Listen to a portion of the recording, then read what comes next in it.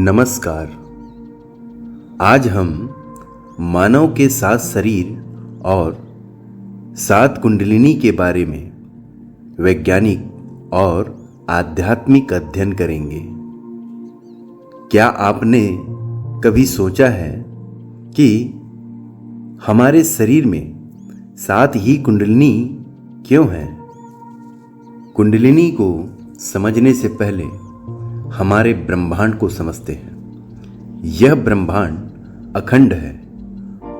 वो तो हमारे किसी विशेष विषय, वस्तु या स्तर आदि को समझने के लिए उसे विभक्त किया जाता है। उदाहरण के तौर पर सूर्य से निकलने वाली प्रकाश में 7 रंगों के अतिरिक्त और भी कई रंग हैं, मगर हमारे समझने में आसान करने के लिए सूर्य से निकलने वाली प्रकाश में उपस्थित किरण को मूल रूप से 7 भागों में मानव ने विभक्त कर दिया गया। ठीक इसी प्रकार मानव ने वैज्ञानिक और आध्यात्मिक आधार पर खुद के शरीर को संक्षिप्त रूप में समझने के लिए मानव शरीर को 7 शरीर अथवा 7 कुंडलिनी चक्र में विभक्त कर दिया। यह विभाजन मानव के समझ के ऊपर निर्भर करता है कि वह मानव शरीर को कितने भागों में विभक्त कर सकता है। मानव ने अपने शरीर को द्रव्यमान के आधार पर 7 भागों में विभक्त किया है। पहले सबसे बड़ा द्रव्यमान वाला शरीर, फिर उसके बाद उससे छोटा, फिर उससे और भी छोटा, फिर और भी सूक्ष्म शरीर। अंत में यह 7 शरीर मिलकर एक चक्र का निर्माण करती है, जिसे हम पुनः निर्माण चक्र भी कह सकते हैं। मानव के 7 शरीरों में पहला शरीर का नाम है अन्नमय कोश, फिजिकल बॉडी। इसमें मानव के फिजिकल ऑर्गन्स जैसे किडनी, लीवर, बड़ी आंत, छोटी आंत, यह सब निर्मित होता है। यह भोजन से निर्मित होता है। मानव का दूसरा शरीर भाव शरीर है, या इसे केमिकल बॉडी या हार्मोन्स बॉडी भी कह सकते हैं। इसमें अंतःस्रावी ग्रंथियां हैं। इन ग्रंथियों में से निकले सूक्ष्म हार्मोन्स हैं, जो कि देखे भी नहीं जा सकते, परंतु हाल ही में इन हार्मोन्स की खोज हो पाई है। इससे पहले हार्मोन्स को कोई जानता भी नहीं था। यह हमारे सूक्ष्म रसायनों से निर्मित होता है। मानव का तीसरा शरीर है प्राणमय कोश या इलेक्ट्रिकल बॉडी। हमारे मस्तिष्क में कई अरब न्यूरॉन्स हैं। इन न्यूरॉन्स से निकली हुई वेव या तरंग का विशाल जाल फैला हुआ है। विद्युत तरंगे प्रवाह होती हैं। इन विद्युत तरंगों की सूचना एंडोक्राइन ग्लैंड को मिलती है। तब वहां से हार्मोन्स, न्यूरोट्रांसमीटर छूटते हैं, और जब यह छूटते हैं तो हमारे फिजिकल बॉडी प्रभावित होती है। तीनों शरीर एक दूसरे पर निर्भर है तथा एक दूसरे से जुड़ी हुई है। यह तीसरा शरीर विद्युत ऊर्जा से निर्मित है। चौथा शरीर अर्थात मनोमय कोश, जिसे मेंटल बॉडी भी कह सकते हैं। इलेक्ट्रिकल बॉडी इस चौथे शरीर से ही संचालित होता है। चौथा शरीर विचारों से निर्मित होता है। अभी तक विज्ञान इसमें ज्यादा पहुंच नहीं पाया है, लेकिन भविष्य में जरूर पहुंच जाएगा, क्योंकि यह 7 शरीर आखिरकार पदार्थ का ही सूक्ष्म से भी सूक्ष्म रूप है। जैसे परमाणु की खोज करते करते इलेक्ट्रॉन पर पहुंच गए, इलेक्ट्रॉन की खोज करते करते एनर्जी तक पहुंच गए, तथा एनर्जी से क्वांटा तरंग तक पहुंच गए। क्वांटा तरंग लगभग मनुष्य के विचारों जैसा ही है, जो अत्यंत सूक्ष्म है, मगर पदार्थ का ही एक रूप है। 5वां चैतन्य शरीर, कॉन्शियस बॉडी। यह शरीर चौथे शरीर से भी ज्यादा सूक्ष्म है। यह हमारे विचारों से भी सूक्ष्म है। इसे जागरूकता कह सकते हैं, या इसे आत्मिक शरीर, स्पिरिचुअल बॉडी कह सकते हैं। 6वां ब्रह्म शरीर, कॉस्मिक बॉडी। यहाँ तक पहुंचकर मानव को अहम ब्रह्मास्मि का बोध होता है। शरीर तक अहंकार रहता है। 5वें शरीर तक अहंकार नहीं रहता, लेकिन अस्मिता रह ही जाती है। 4थे शरीर को पाकर व्यक्ति बेहद विचारवान, तर्कवान और बुद्धिमान हो जाता है, जिससे उसे महसूस होने लगता है कि मेरा सोच सबसे अलग है, मेरा शरीर सबसे अलग है, मैं सबसे अलग हूँ। मैं का एहसास होने लगता है। लेकिन जब 5वें शरीर में पहुँचते हैं, वहाँ अहंकार विदा हो जाता है, और जब हम 6वें शरीर यानी ब्रह्म शरीर में पहुँचते हैं तो ये हूँ की भावना भी खत्म हो जाता है और बस है ही रह जाता है। 5वें शरीर से मैं और 6ठे शरीर से हूँ की भावना पूर्ण रूप से खत्म हो जाता है। अब बचा सिर्फ है, एग्जिस्ट। इस है को ही ब्रह्म का अनुभव कहा गया है। परम आनंद में लीन हो जाता है व्यक्ति। 7वां शरीर है निर्वाण शरीर, अर्थात शून्य का बोध हो जाना।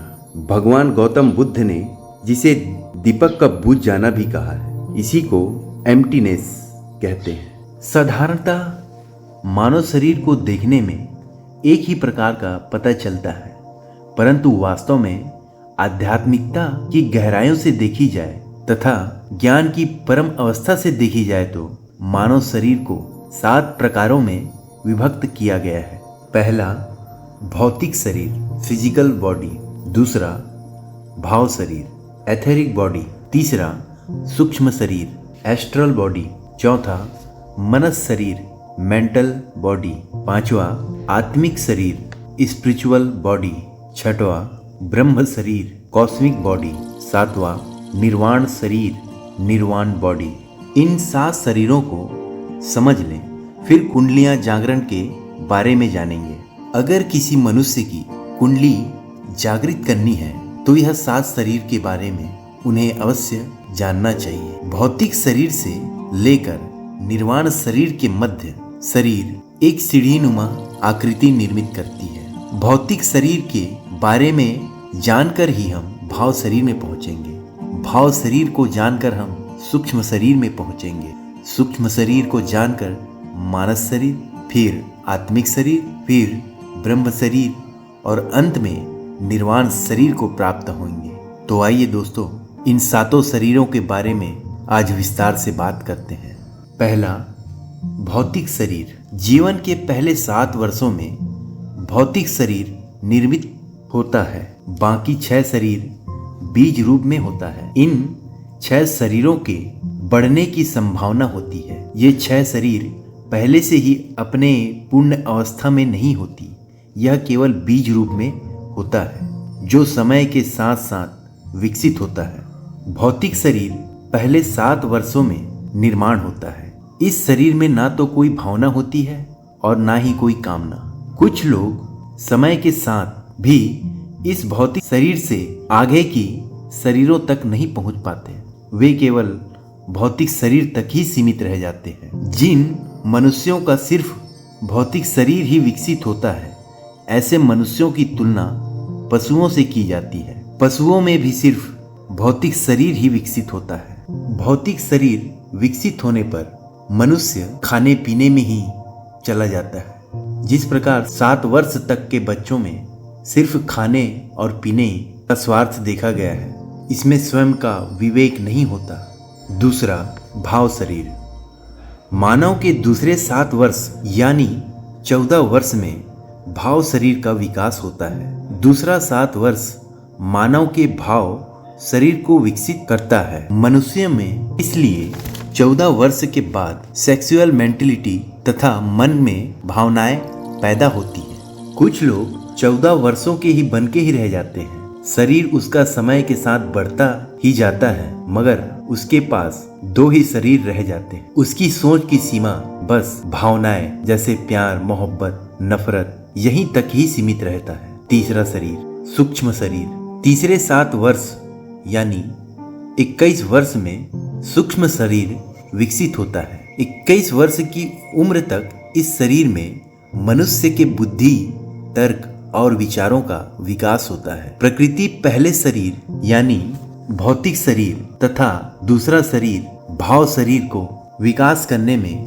पूरी सहायता देती है। इसलिए दूसरे शरीर अर्थात भाव शरीर के विकास से मनुष्य नहीं बन सकता। तीसरा शरीर अर्थात सूक्ष्म शरीर जहाँ बुद्धि, तर्क और विचार विकसित होता है, वह मनुष्यों द्वारा बनाई गई शिक्षा, पद्धति, संस्कृति व सभ्यता का फल है। इसलिए दुनिया के सभी देश 21 वर्ष के लोगों को अपने मुखिया या मंत्री चुनने का अधिकार देते हैं। अभी कुछ देशों में संघर्ष है कि 18 वर्ष के लोगों को मताधिकार देने का, जो संघर्ष संभाविक है, क्योंकि जैसे जैसे मनुष्य विकसित हो रहा है और नए नए टेक्नोलॉजी का आविष्कार कर रहा है, इससे उसकी तर्क शक्ति तथा बुद्धि दिन प्रतिदिन विकसित होने के फलस्वरूप ये 7 वर्षों की समय सीमा भी कम होते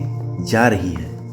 18 वर्ष का मत अधिकार इसी बात की सूचना है कि जो काम पहले 21 वर्ष में पूरा हो रहा था, वह अब 18 वर्ष में और जल्दी पूरा करने लगा। लेकिन साधारणतः 21 वर्ष लगे हैं। तीसरे शरीर के विकास के लिए अधिकतम लोग तीसरे शरीर तक ही रुक जाते हैं, मरते दम तक इसी शरीर में ही रुके रहते हैं। चौथा, मनस शरीर। यह शरीर बहुत ही कम लोगों में ही विकसित हो पाता है। इस शरीर के बहुत ही अद्भुत और विचित्र अनुभव है।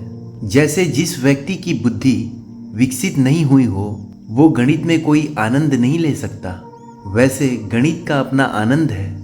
कोई आइंस्टीन उतना ही रस लेता है जैसे कोई संगीतज्ञ अपने वीणा में या सितार में रस लेता है।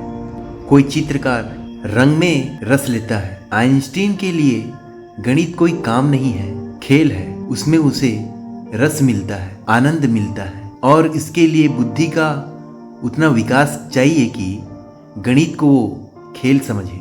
जो शरीर हमारा विकसित रहता है, उसका अनंत अनंत आयाम खुल जाता है। जिसका भाव शरीर विकसित नहीं हुआ, जो 7 वर्ष तक ही रुक गया है, उसके जीवन का रस खाने पीने में ही समाप्त हो जाएगा। जिन देशों में पहले शरीर के लोग ज्यादा रहते हैं, खाने पीने के शौकीन होते हैं और खाने पीने में ही अपना जीवन व्यतीत कर देते हैं, और जिस देशों में लोग दूसरे शरीर अर्थात भाव शरीर के ज्यादा लोग हैं, वे लोग सेक्स के प्रति ज्यादा ध्यान देते हैं तथा भावनाओं में घिरे रहते हैं, जैसे काम, क्रोध, मोह, माया इत्यादि।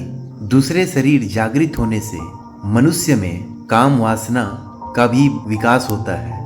जिस देशों में लोग दूसरे शरीर के हैं, वे देश के लोग सेक्स के प्रति ज्यादा आकर्षित हो जाएंगे। काम वासना में उनका ज्यादा ध्यान रहेगा। उनका सारा व्यक्तित्व, उनका संगीत, उनकी कविता, उसके फिल्म, उसके नाटक, उसके चित्र, उसकी कलाकृतियाँ, ये सब सेक्स सेंट्रिक हो जाएंगे। ये सब काम वासना से भर जाएंगे। जिस सभ्यता में तीसरे शरीर का विकास हो पाएगा, वो सभ्यता अत्यंत बौद्धिक, तर्कशील तथा विचारवान होंगे। जब भी किसी सभ्यता या किसी देश में तीसरे शरीर का विकास महत्वपूर्ण हो जाता है, तो बड़ी वैचारिक क्रांतियां तथा बौद्धिक तार्किक क्रांतियां आरंभ हो जाती है। बुद्ध के समय में बिहार ऐसी ही स्थिति में था। बिहार ऐसी ही हालत में था कि उसके पास तीसरी शरीर की क्षमता को उपलब्ध बहुत बड़ा समूह था। बुद्ध के साथ ही साथ कई लोग वहाँ पैदा हुए जो बुद्ध के तर्क संगत और बुद्धि विचारधारा के लोग मिले, और न जाने हजारों प्रतिभाशाली, बुद्धिमान, तर्क संगत, विचारवान लोग पैदा हुए। सुकरात और प्लेटो के वक्त यूनान की यही हालत थी। लाओत्ज़ु के समय भी यही हालत थी। और मजे की बात यह है कि यह सारे महान व्यक्ति 500 वर्ष के भीतर में ही पैदा हुए। 500 साल के अंदर में मनुष्य के तीसरे शरीर ने बहुत ही ऊंचाइयां छू ली, लेकिन आमतौर पर मनुष्य तीसरे शरीर में ही रुक जाता है। अधिक लोग 21 वर्ष के बाद कोई विकास नहीं कर पाते।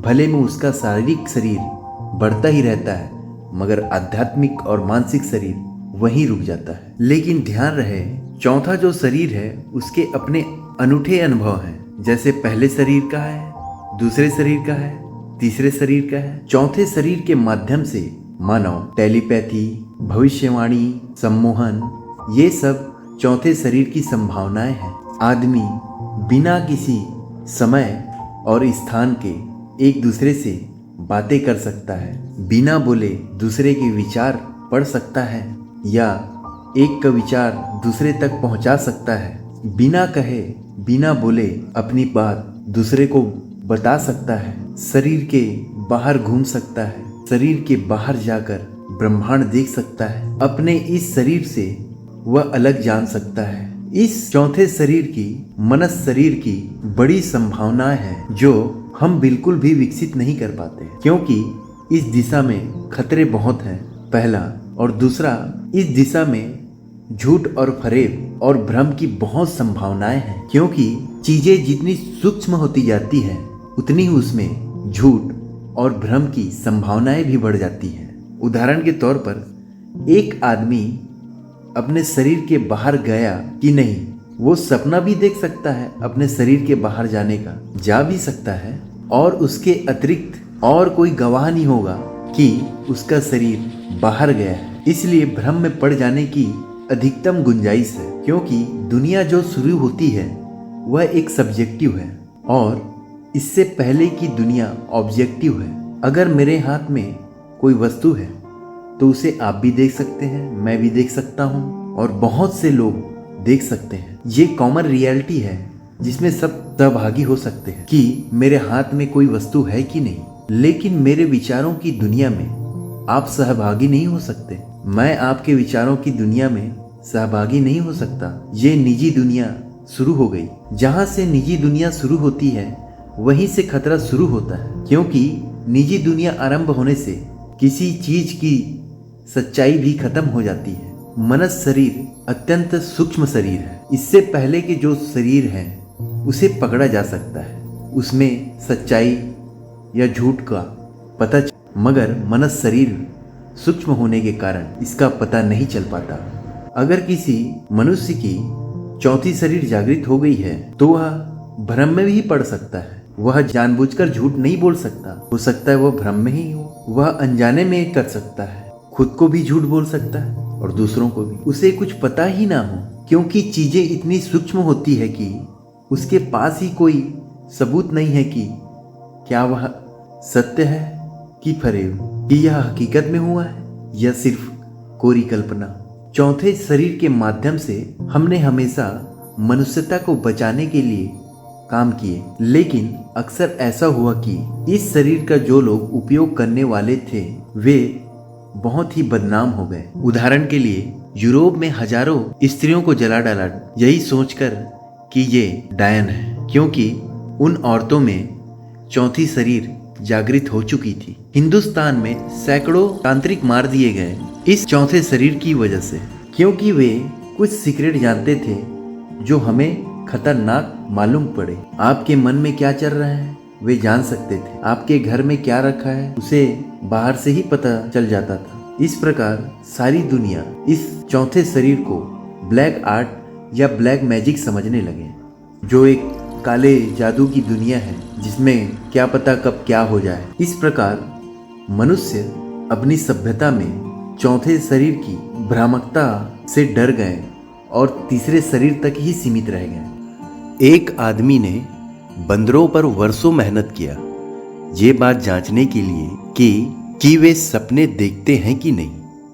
अब सपना चौथे शरीर की बात है, यह बात निजी है, लेकिन उस आदमी की जांच की व्यवस्था थी वो बड़ी ही अद्भुत थी। उन्होंने बंदरों को फिल्म दिखानी शुरू कर दी और जैसे ही फिल्म शुरू हो नींद से बंदर को सार्क देनी शुरू कर दी और उस बंदर के कुर्सी पर एक बटन लगा दी कि जब भी उसे बिजली का झटका लगे तो वह बटन दबाकर उसे बंद कर ले। फिल्म शुरू हो और बिजली का झटका लगे और वह बंदर बटन दबाकर उसे बंद करे, ऐसा उसका अभ्यास कराया गया। फिर उस कुर्सी पर उस बंदर को सो जाने दिया गया।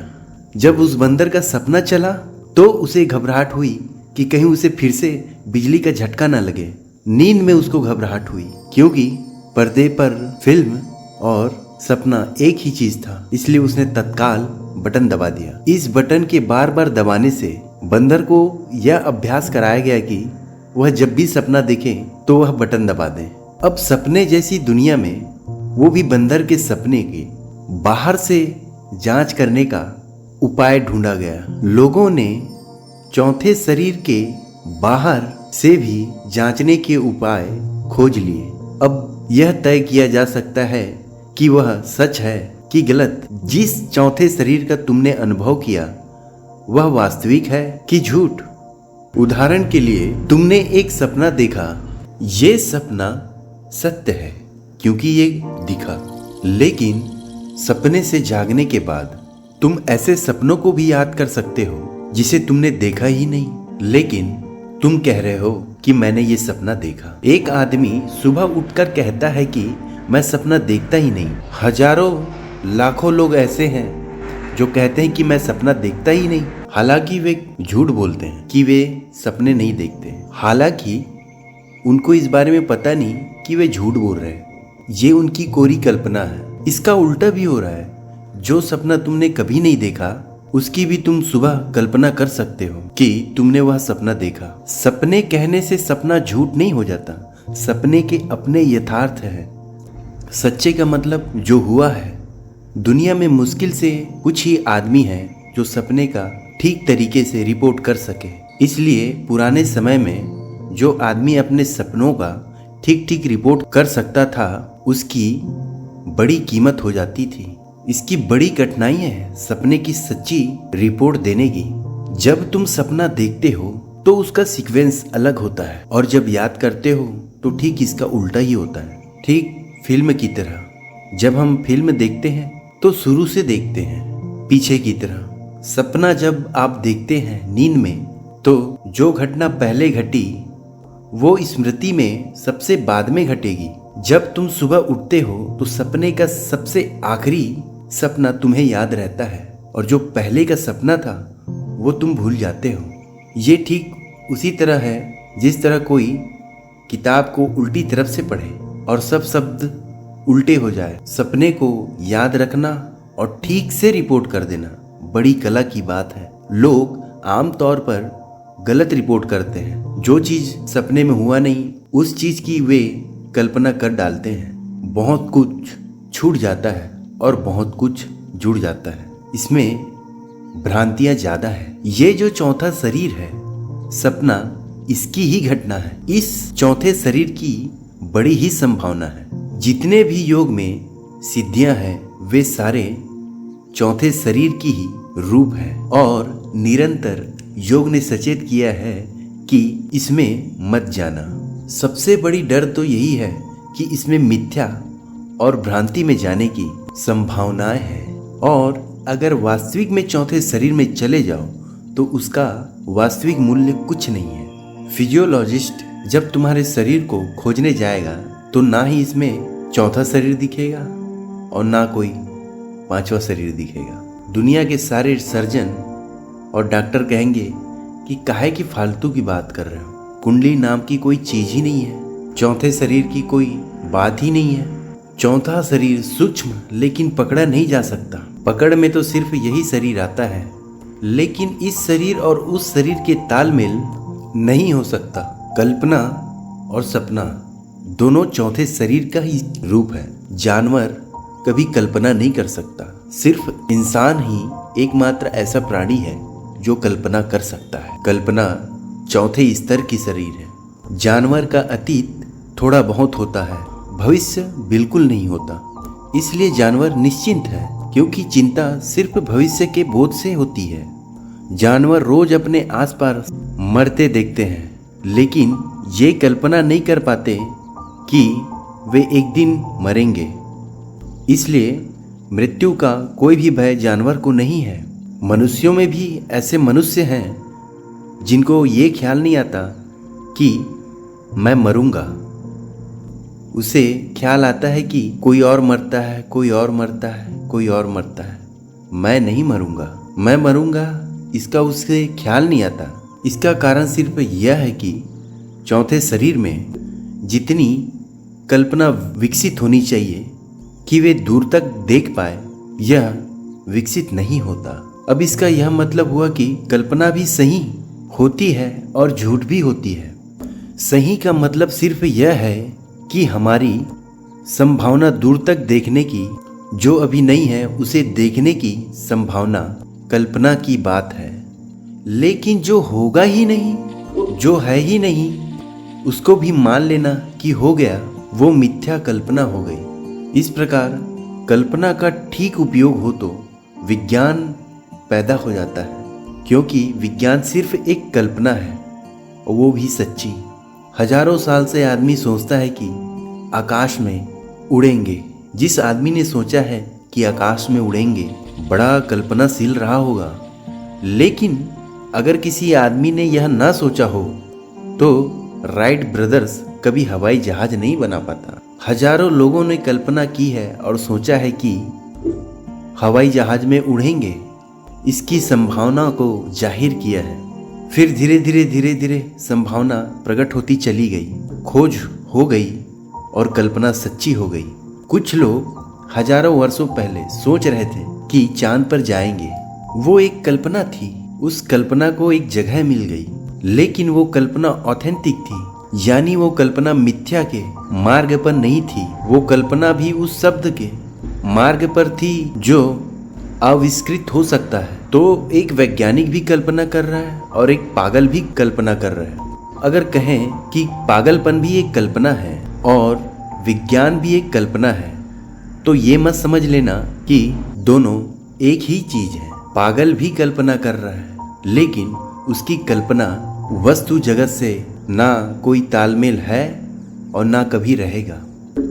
वैज्ञानिक भी कल्पना कर रहा है, लेकिन ऐसी कल्पना कर रहा है जो वस्तु जगत से तालमेल रखती है, और अगर तालमेल नहीं रखती तो तालमेल होने की संभावना है। तो इस चौथे शरीर की जो भी संभावना है, उनमें सदा डर, भ्रम रहता है कि कहीं हम चूक न जाए, और झूठ का जगत सुरूर हो जाता है।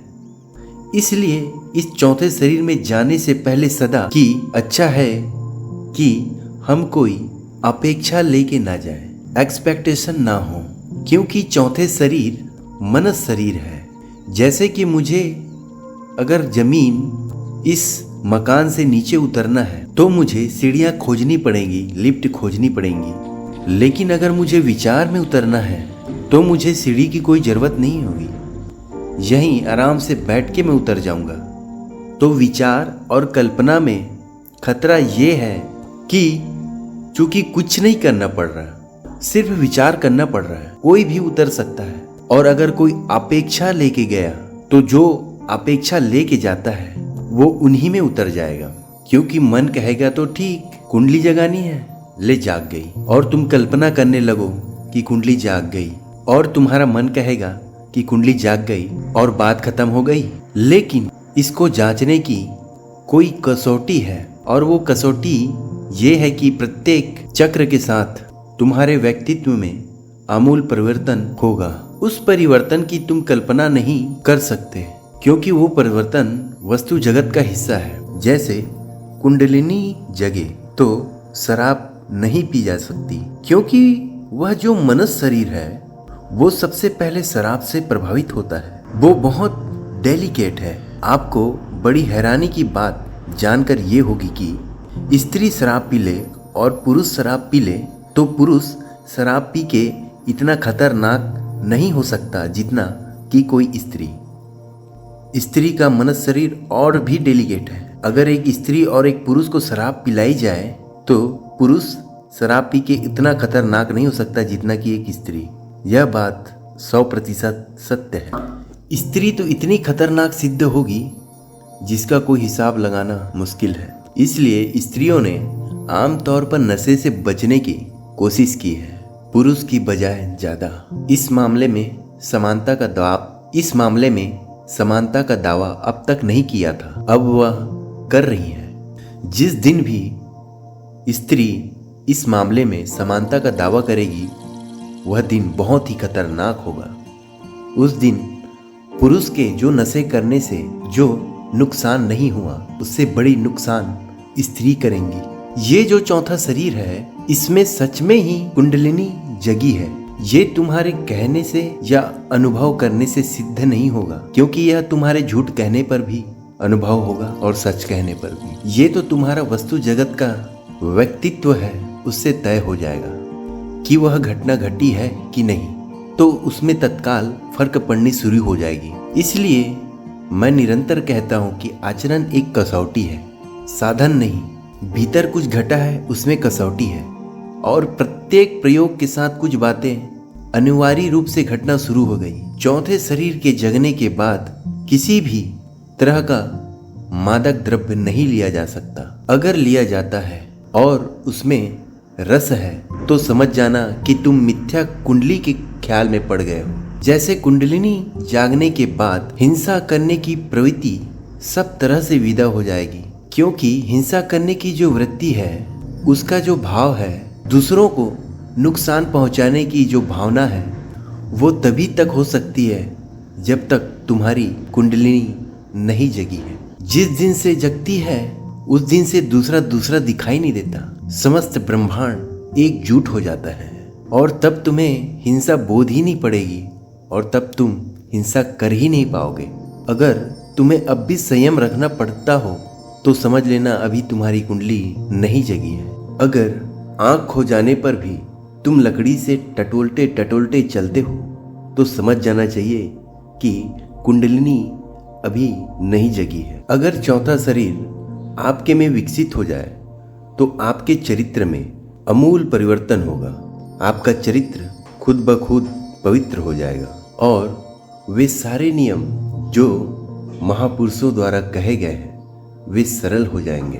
तब तुम समझना कि यह चौथा शरीर सचमुच में जागृत हो गया है। अब इसके बाद तुम आगे की ओर बढ़ सकते हो। और अगर तुम्हारे चौथे शरीर की कुंडलिनी झूठी है तो तुम आगे नहीं जा सकते।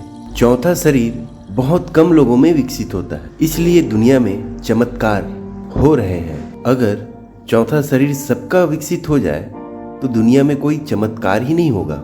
ये ऐसे ही है जैसे कि 14 साल तक हमारा शरीर विकसित हो और हमारी बुद्धि विकसित ना हो पाए, तो वह आदमी जो हिसाब किताब लगा सकता हो अपनी बुद्धि से, गणितज्ञ हो, तो वो हमारे लिए चमत्कार मालूम होगा। उदाहरण के तौर पर आज से 1000 साल पहले जब कोई मनुष्य कहता था कि आज से फला दिन बाद सूर्य ग्रहण है, तो लोगों के लिए यह बहुत चमत्कार की बात थी। लेकिन आजकल ये सब गणना एक मशीन भी बता सकती है। इस गणना करने के लिए कोई बड़ी भारी ज्योतिष या ज्ञानी की जरूरत नहीं है। ये तो आजकल के छोटे से छोटे कंप्यूटर बता सकती है। और ये गणना कंप्यूटर 1 साल का नहीं, करोड़ों साल का बता सकता है कि कब कब सूर्य ग्रहण पड़ेगा। अब तो कंप्यूटर ये भी बता सकता है कि सूरज कब नष्ट हो जाएगा या पूरी तरीके से ठंडा हो जाएगा। सूरज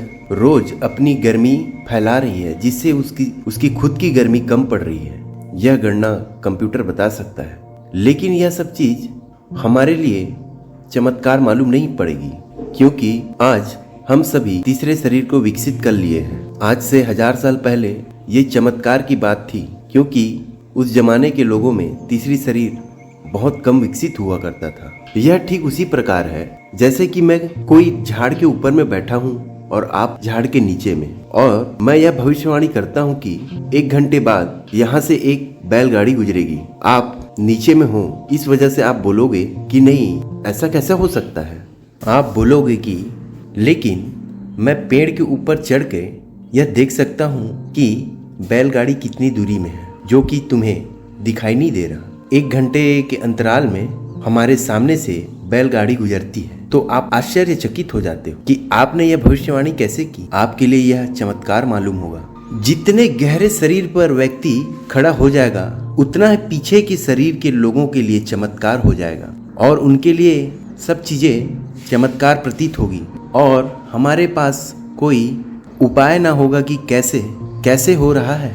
किंतु उस चौथे शरीर के नियम का हमें कुछ भी पता नहीं होता, इसलिए दुनिया में चमत्कार होता है जादूगरी होता है, वो सब चौथे शरीर के थोड़े से विकास के कारण होता है। इस दुनिया से चमत्कार खत्म करनी हो तो लोगों को समझाने से खत्म नहीं होगी। अगर चमत्कार खत्म करने हो तो जैसे हम तीसरे शरीर की शिक्षा लेते हैं, प्रत्येक व्यक्ति को गणित और भाषा को समझने के योग्य बना देते हैं, उसी तरह हमें चौथे शरीर की शिक्षा देनी पड़ेगी, जो प्रत्येक व्यक्ति को इस तरह के चीज़ों का योग्य बना देना होगा। तभी इस दुनिया से चमत्कार हटेगी, नहीं तो कोई न कोई आदमी इसका फायदा उठा लेगा। चौथा शरीर 28 वर्ष तक विकसित होता है, लेकिन चौथे शरीर को बहुत कम ही लोग विकास करते हैं। पांचवा शरीर यानी आध्यात्मिक बॉडी बहुत ही कीमती है। अगर 35 वर्ष तक अगर ठीक से जीवन का विकास हो तो यह पांचवा शरीर मनुष्य में जग जाता है, लेकिन पांचवा शरीर तो बहुत दूर की बात है, यहाँ तो चौथा शरीर विकसित नहीं हो पाता। इसलिए आत्मा वगैरह हमारे लिए सिर्फ बातचीत का विषय ही बन के रह गया, सिर्फ चर्चा। इस शब्द के पीछे कोई कंटेंट नहीं। जब हम कहते हैं आत्मा तो उसके पीछे कोई भी तथ्य नहीं होता, उसके पीछे सिर्फ शब्द रहता है। जब हम कहते हैं सड़क तो सड़क के पीछे कंटेंट रहता है, लेकिन जब हम कहते हैं आत्मा तो आत्मा के पीछे कोई कंटेंट नहीं रहता, क्योंकि आत्मा हमारा अनुभव नहीं है। और जब चौथे शरीर में कुंडली जगे तभी पांचवें शरीर का विकास हो पाएगा, अन्यथा पांचवें शरीर में प्रवेश कभी नहीं हो सकता। चौथे का पता नहीं, इसलिए पांचवें का पता ही नहीं हो पाता। 100 में से 1 या 2% लोगों की पांचवी कुंडली जगी है जो आत्मवादी हैं, और जिन लोगों की पांचवी कुंडली जग गई है वे वहीं पर रुक जाते हैं। वे सोचते हैं आत्मा पा लिया तो सब पा लिया। जो लोग पांचवें शरीर पर रुकेंगे वे लोग परमात्मा को इनकार कर देंगे।